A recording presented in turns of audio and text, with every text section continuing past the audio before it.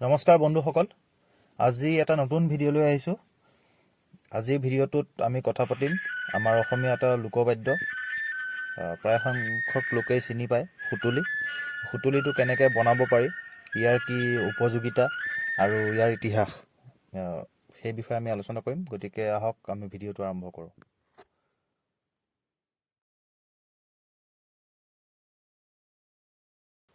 সুতুলি বনোৱাৰ যিটো মাটি, যি মাটি ব্যৱহাৰ কৰি সুতুলিটো বনোৱা যায়, সেইটো দুটা মত দেখা যায়। কোনো মতে সেইটো কেঁকুৰা গাঁতৰ মাটি হ'ব লাগে, কোনো মতে কুমাৰণিৰ যিটো বাঁহ, সেইটোৰ মাটিয়েও সুতুলি বনোৱা দেখা যায়। এই দুটা মত আমি শুনি আহিছোঁ। গতিকে মই ৰিস্ক নলৈ দুইটা মাটিয়ে মিক্স কৰি পেলাই বনাবলৈ ওলাইছোঁ। কি হয় চাই আহোঁ। জীৱনত প্ৰথমবাৰৰ কাৰণে সুতুলি বনাম, গতিকে আপোনালোকেও চাই থাকক ভিডিঅ'টো। প্ৰথমে গোটাই লোৱা মাটিখিনি ধুনীয়াকৈ মিহি কৰিব লাগে, যাতে তাত কোনো ডাঙৰ মাটিৰ কণা থাকি নাযায়,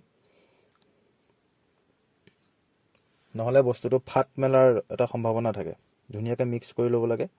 মিক্স কৰি লৈ পেলাই একেবাৰে মিহি কৰি ল'ব লাগে। মিহি কৰি মই অলপ পানী ঢালি বস্তুটো, যেনেকৈ আমি ঘৰত আটা মৰা দেখিছোঁ, তেনেকৈ আমি মাটিখিনি অলপ মাৰি লওঁ। সুতুলিটো দুই প্ৰকাৰে বনাব পাৰি। এটা মাটিৰে বনাব পাৰি, এটা হৈছে বাঁহেৰে বনায়।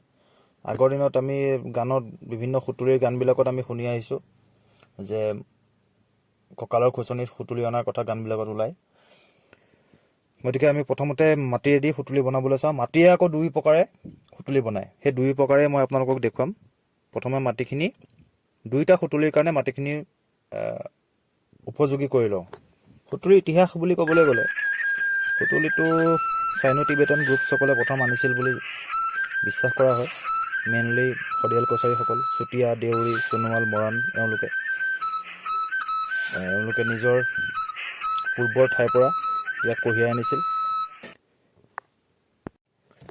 প্ৰাচীন চীনৰ চাং ডাইনেষ্টিত সোণ বুলি এটা আছিলে, ইনষ্ট্ৰুমেণ্ট আছিলে, সোণ এতিয়াও আছে। সেই সোণ ইনষ্ট্ৰুমেণ্টত 5টা আছিলে ফুটা, কিন্তু আমাৰ প্ৰথম খদিয়াল কছাৰীসকলে ইয়াত 2টা ফুটালৈ ৰূপান্তৰিত কৰিলে। মাটিখিনি ভালকৈ মিহি হোৱাৰ পিছত এতিয়া আমি এনেকৈ মাটিখিনি পাতল কৰি লৈছোঁ। আপোনালোকে চাওক, ৰুটি এখনৰ নিচিনা বনাই লৈছোঁ।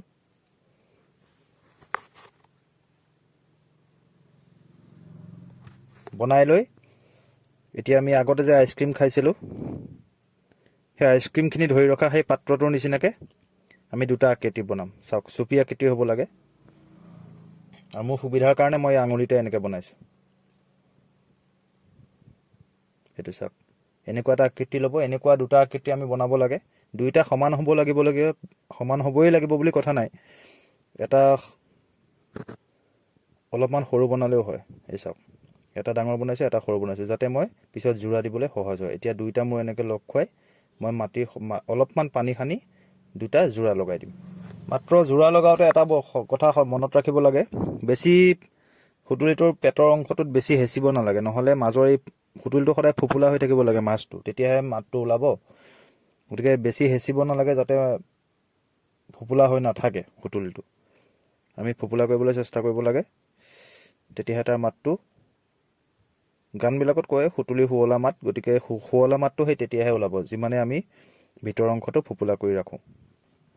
আলাসত ওপৰে ওপৰে এনেকৈ হাত ফুৰাই সুতুলিটো মই এটা চেপ দিবলৈ চেষ্টা কৰিছোঁ। যেনেকৈ ঢোল আহিছিলে বাহিৰৰ পৰা, তেনেকৈ সুতুলিও বাহিৰৰ পৰা অহা এটা ইনষ্ট্ৰুমেণ্ট।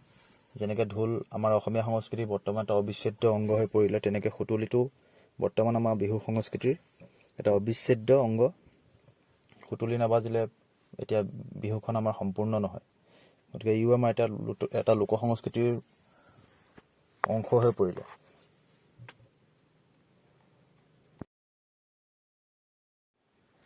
চেপ দিয়াৰ পিছত সুতুলিটো দেখিবলৈ এনেকুৱা হ'ল। আপোনালোকৰ প্ৰায় সংখ্যকৰে এটা অন্তত ধাৰণা আছে সুতুলিটো দেখিবলৈ কেনেকুৱা হয়। গতিকে সুতুলিটো যেনেকুৱা হয় দেখিবলৈ, ঠিক তেনেকুৱা এটা আকাৰেই মই দিবলৈ চেষ্টা কৰিছোঁ। এইটো বনাই থাকোঁতে খালি এটা কথা মনত ৰাখিব, যাতে মাজত কোনো ফাঁক থাকি নাযায়। মানে সুতুলিটো গা অংশটোত যাতে কোনো ফাঁক নাথাকে, ক্ৰেক নাথাকে, নহ'লে চাউণ্ডটো সেইফালেদি বাহিৰলৈ ওলাই যাব আৰু সুতুলিটো মাতটো বেয়া হ'ব বা মাত নিদিবও পাৰে। গতিকে এইটো চাওক সুতুলিটো দেখিবলৈ কেনেকুৱা হৈছে, এনেকুৱা এটা আকাৰ ল'লে। এইটো আমি এক প্ৰকাৰে সুতুলি বনাই দেখুৱালোঁ। এতিয়া 2 নম্বৰ প্ৰকাৰটো কেনেকুৱা হয়, কেনেকৈ মাটিৰে 2 নম্বৰ প্ৰকাৰে সুতুলি বনাব পাৰি সেইটো দেখুৱাম। সেইটো কাৰণেও একেই, মাটিখিনি প্ৰথমতে নিমজ কৰি ল'ব লাগিব, মানে মিহি কৰি ল'ব লাগিব। যিহেতু মই 2টা সুতুলিৰ কাৰণে একেখিনি মাটিকে ব্যৱহাৰ কৰিছোঁ, গতিকে মাটিখিনি মোৰ প্ৰায় উপযোগী হৈয়ে আছে, গতিকে এইটোত বৰ বিশেষ কষ্ট কৰিবলগীয়া নাই। ইয়াতো প্ৰথমে মই মাটিখিনি এখন ৰুটিৰ নিচিনা আকৃতি এটা বনাই লৈছোঁ। এতিয়া এনেকৈ পাক মাৰি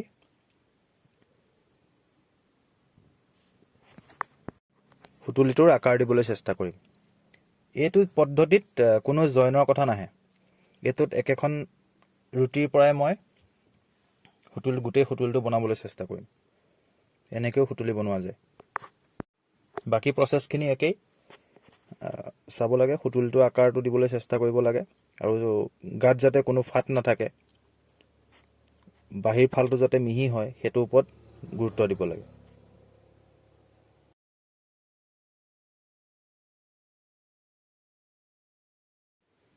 সুতুলিটোৰ আকাৰ অৰ্ধচন্দ্ৰৰ দৰে, হাফ মুন বুলি কয়। অৰ্ধচন্দ্ৰটোৰ নিচিনা ইয়াৰ আকাৰ হয়, আৰু ইয়াক মেইনলি মাটিৰে বনোৱা হয়। কিন্তু বৰ্তমান সময়ত কি হয়, মাটিৰ সুতুলিটো এবাৰ পৰি গ'লে ভাঙি থাকে। সেইবাবে তাৰ পৰিৱৰ্তে, মাটিৰ পৰিৱৰ্তে বৰ্তমান সময়ত বাহিৰেও আমি সুতুলি বনাওঁ, আমি পৰিৱেশন কৰোঁ। আমাৰ অসমীয়া লোক সংস্কৃতিত এটা জনবিশ্বাস আছে যে সুতুলিৰ মাতে বৰষুণ নমায় বুলি কয়, আৰু বাঁহীৰ সুৰৰ দৰে ইয়াৰ যিটো মাত, সেই মাতটো বিভিন্ন পশু পক্ষীৰ মাতৰ সৈতে ৰিজাব পাৰি।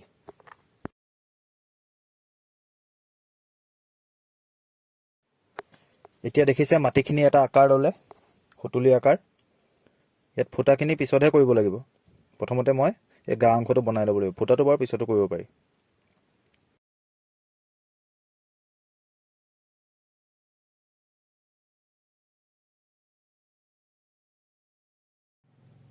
এতিয়া এই মাটিৰ সুতুলি দুটা কেঁচা হৈ আছে, ইয়াক মই 2 দিন ৰ'দত দিম, 2 দিনত সম্পূৰ্ণকৈ শুকাব। এইবাৰ আহক বাঁহৰ সুতুলি বনাম। বাঁহৰ সুতুলিৰ কাৰণে এনেকুৱা এডাল মই বাঁহ ল'লোঁ। বৰ বেছি ডাঙৰ হ'ব নালাগে, বৰ বেছি সৰু হ'ব নালাগে। চাব লাগে যাতে মাজৰ এই যিটো ফুটা থাকে, সেইটো যাতে অলপ ডাঙৰ থাকে।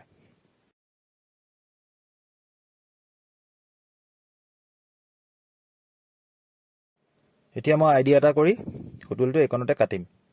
কিমান ডাঙৰ লাগে সুতুলি এটা বনাবলৈ, তাতকৈ অকণমান ডাঙৰকৈ কাটিম, যাতে মই এই মুখখন যেতিয়া মই বন্ধ কৰিম, তেতিয়া যাতে কাটোতে সি সুতুলিৰ আকাৰ লয়। এতিয়া চাই থাকক আপোনালোকে, ইয়াত মই কাটিম।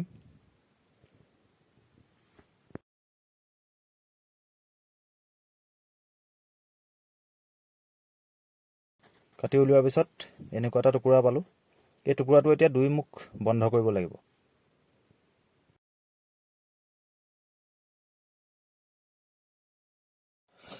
মুখখন বন্ধ কৰিবলৈ সাধাৰণতে কাঠ ব্যৱহাৰেই কৰা হয়, কিন্তু মই সেই মোৰ যিমানখিনি প্ৰয়োজন হয় সিমানটো জোখৰ এডাল বেত পালোঁ, ঘৰতে আছিলে। মই সেই বেতডালকে ব্যৱহাৰ কৰিম। বেতডাল ব্যৱহাৰ কৰি মই এই বাঁহৰ টুকুৰাটো 2 মুখখন বন্ধ কৰিম। চাব যাতে ফুটাটোতকৈ অকণমান সেই কাঠডাল বা বেতডাল অকণমান যাতে ডাঙৰ হয়, যাতে সি টাইটকৈ ধৰি ৰাখিব পাৰে। ঢিলা হৈ গ'লে সেইফালেদি হাৱা লিক কৰিব, আৰু লিক কৰিলে চাউণ্ডটো বেয়া হ'ব।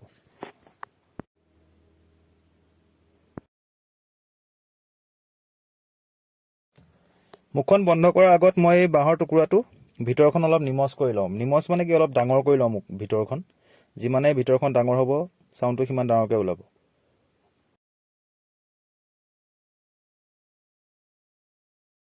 এতিয়া দেখিছে ভিতৰখন অকণ ডাঙৰ হ'ল।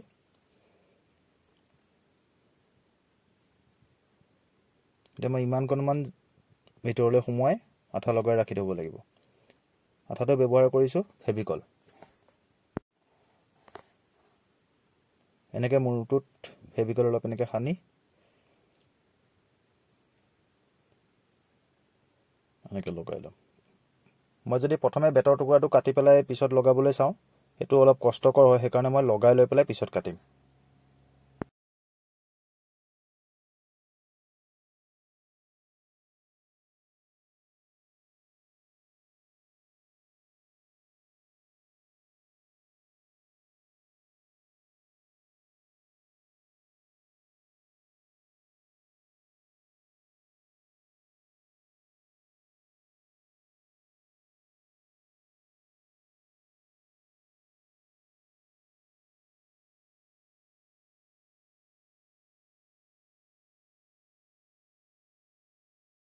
এয়া দেখিলে লগাই লোৱাৰ পিছত দেখিবলৈ কেনেকুৱা হৈছে। এতিয়া মই অলাগতিয়াল যিবোৰ ওলাই আছে বাহিৰলৈ সেইখিনি মই এনেকৈ চফা কৰি লওঁ, সমান কৰি লওঁ।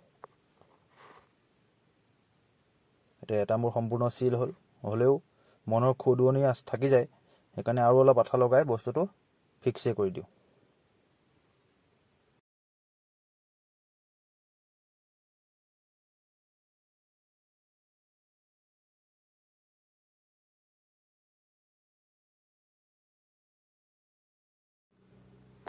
একেই পদ্ধতিৰে মই আনটো মোৰো এনেকৈ ফিক্স কৰি ল'লোঁ। এতিয়া মোৰ সুতুলিটো, বাঁহৰ সুতুলিটোৰ দুইটা মোৰ প্ৰায় ফিক্স, কিন্তু দেখিবলৈ অলপ ঠিক লগা নাই, ছাইডবোৰ অলপ ধাৰ হৈ আছে।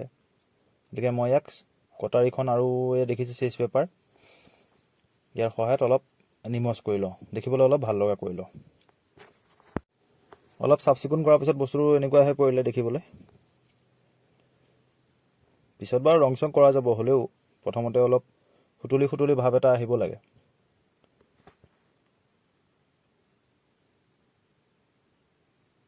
গতিকে মোৰ ইফালে মাটিৰ সুতুলি দুটাটো ৰ'দত দি থোৱাই আছে যোৱা 2 দিন ধৰি। এতিয়া বাঁহৰ সুতুলিটো এতিয়া ফুটা কৰিবৰ কাৰণে তৈয়াৰ হ'ল। গতিকে আহক ভিডিঅ'টো আগবঢ়াওঁ। 2 দিন ৰ'দ পোৱাৰ পিছত মাটিৰ সুতুলিকেইটা এনেকুৱা এটা ৰূপ লৈছে। ফুটাটো কৰিব লাগিব, ফুটা নথকা সুতুলি হৈ আছে। এয়া ভিতৰটো ফোপোলা, চাউণ্ড এনেকৈ খুন্দিয়াই চালে গম পায়। গতিকে আহক প্ৰথমে আমি মাটিৰ সুতুলিকেইটা ফুটা কৰি লওঁ। যিহেতু মই আগতে সুতুলি বজাইছোঁ, গতিকে মোৰ আইডিয়া এটা আছে কোন জেগাত সুতুলিটো হ'ব লাগে, আৰু সুতুলিটো সেইমতে বনাবই লাগে যাতে বজাবলৈ সুবিধা হয়, ধৰিবলৈ সুবিধা হয়। গতিকে মই আইডিয়াটো লৈ লওঁ কোন জেগাত ফুটাটো হ'লে মই বজাবলৈ সুবিধা হ'ব, সেইমতে মই মাৰ্কিং কৰি লওঁ। মাজৰ ফুটাটো সদায় ডাঙৰ হয়, ছাইডৰকেইটা সৰু সৰু হয়।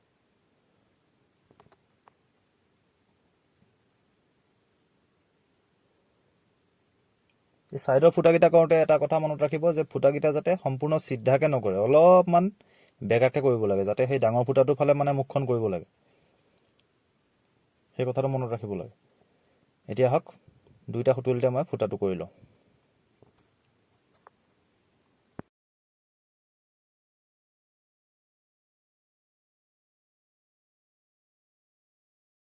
ফুটা কৰিবলৈ মই এনেকুৱা এডাল সঁজুলি ঘৰতে বনাই লৈছিলোঁ, আৰু যদি এনেকুৱা নাপায় তেতিয়া বাঁহৰ শলাডাল লৈও কামটো কৰিব পাৰি।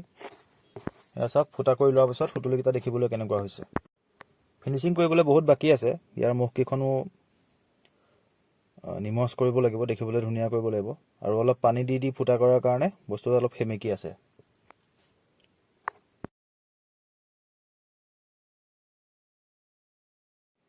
অলপ চাফ চিকুণ কৰি দিয়াৰ পিছত সুতুলিকেইটা দেখিবলৈ এনেকুৱা হ'ল। চিজ পেপাৰ, কটাৰী এইবোৰে অলপ চাফ চিকুণ কৰি দিলোঁ।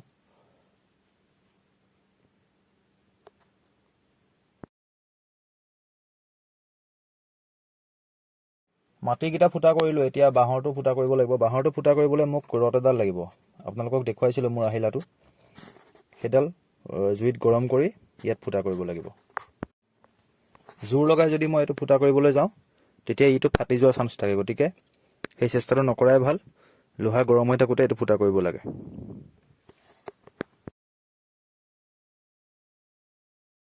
এয়া ৰাফকৈ 3টা ফুটা কৰিলোঁ। সৰুকেইটা বাৰু আৰু প্ৰয়োজন নাই, কিন্তু ডাঙৰটো আৰু অলপ ডাঙৰ কৰিব লাগিব, মুখকেইখন নিমজ কৰিব লাগিব। সৰুকেইটা বাৰু একেবাৰে হৈ গৈছে। মই সৰু শলা এডাল লোৱাৰ কাৰণে ডাঙৰ ফুটাটো অলপ দেখিবলৈও বেয়া হৈছে, তাক মিলাব লাগিব চিজ পেপাৰ ইত্যাদিৰ সহায়ত। আহক মই এইটো অলপ ভাল কৰি লওঁ। অকণমান চাফ চিকুণ কৰাৰ পিছত বাঁহৰ সুতুলিটো এনেকুৱা এটা পৰ্যায় পাইছেহি। ইয়াৰ মুখখন আৰু অলপ চফা হ'ব, অলপ ডাঙৰ হ'ব।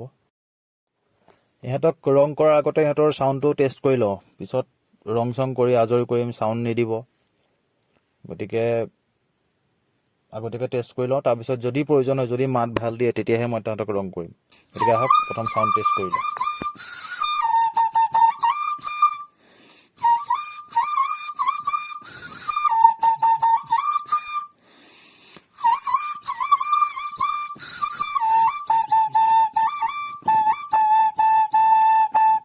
প্ৰথমটোৱে ঠিকেই মাতিলে, এতিয়া দ্বিতীয়টো চাওঁচোন।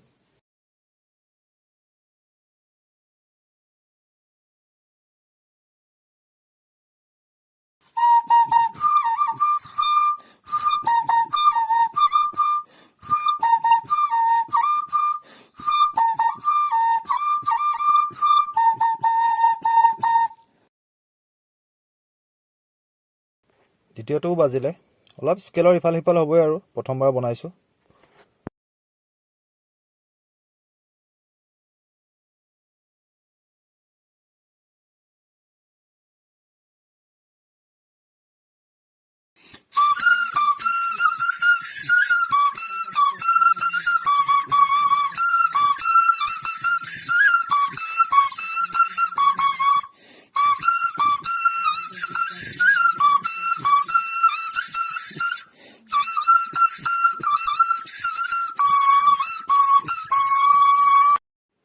তিনিওটা সুতুলিয়ে বাজিলে, এইটো সফল বুলিয়ে ক'ব লাগিব। এতিয়া ইহঁতকেইটাক ৰং কৰিব লাগিব, যিহেতু ইহঁতে নিজৰ কাম কৰিলে, গতিকে ময়ো মোৰ কাম কৰিব লাগিব। সিহঁতক ৰং কৰি অলপ ধুনীয়া কৰা হওক। বাঁহৰটোত বাৰ্ণিছ মাৰিম, বাকীকেইটাত কালাৰ আছে, সেই কালাৰ মাৰিম। অকণমান ৰং বিৰং কৰি দিয়াত সুতুলিকেইটা দেখিবলৈ এনেকুৱা হৈ পৰিল, দেখিবলৈ ধুনীয়া হ'ল আগতকৈ। এতিয়াৰ পৰা ইহঁতো মোৰ কালেকশ্যনত থাকিব। ভিডিঅ'টো শেষৰলৈকে চাই থকাৰ বাবে সকলোকে ধন্যবাদ। আৰু যদি ভিডিঅ'বিলাক চাই ভাল পাইছে, অকণমান লাইক কৰি দিব। আপোনালোকৰতো একো নাযায় লাইক এটা কৰিলে, কিন্তু মোৰ কাৰণে বহুত সাহস হৈ যায়, অনুপ্ৰেৰণা পাওঁ। গতিকে লাইক, কমেণ্ট, আৰু মোৰ চেনেলটো যদি ভাল পাইছে ছাবস্ক্ৰাইব কৰি ৰাখিব। এনেকুৱা সৰু সৰু ভিডিঅ' লৈ মই আকৌ আহিম। ধন্যবাদ।